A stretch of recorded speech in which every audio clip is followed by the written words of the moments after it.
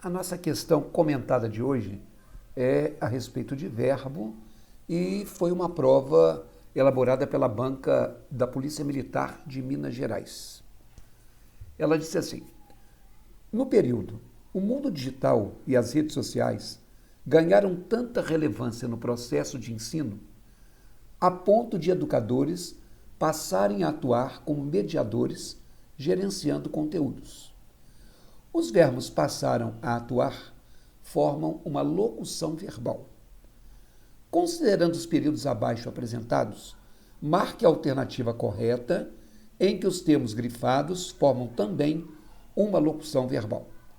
Pause a sua tela, pense no que você marcaria e só depois aperte o play para ouvir o meu comentário. Vai lá. Muito bem, então passarem a atuar. Locução, na língua portuguesa, significa expressão. Então, uma locução verbal é uma expressão que é formada por duas ou mais formas verbais.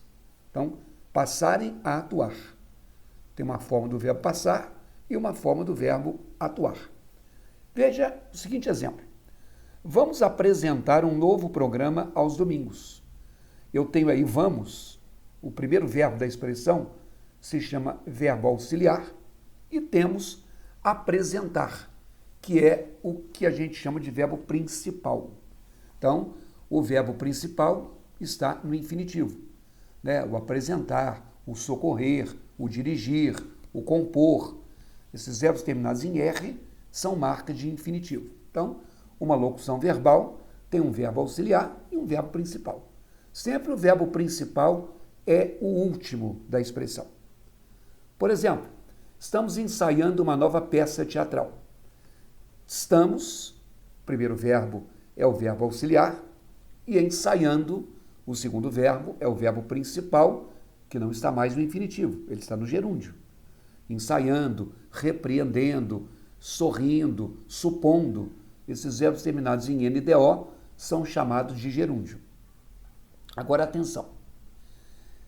Essa frase, a polícia tinha prendido o ladrão, o tinha é um verbo auxiliar, é o primeiro da expressão. O prendido é o verbo principal, que é o último da expressão, mas não é infinitivo. O infinitivo seria prender. Não é gerúndio.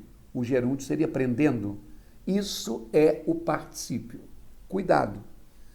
Quando a expressão verbal ela for formada pelo verbo auxiliar ter, tinha, ou haver, havia, e esse verbo ter e esse verbo haver vierem seguidos de particípio, nós não chamamos isso de locução verbal. Nós chamamos isso de tempo composto. Trata-se do chamado pretérito mais que perfeito composto.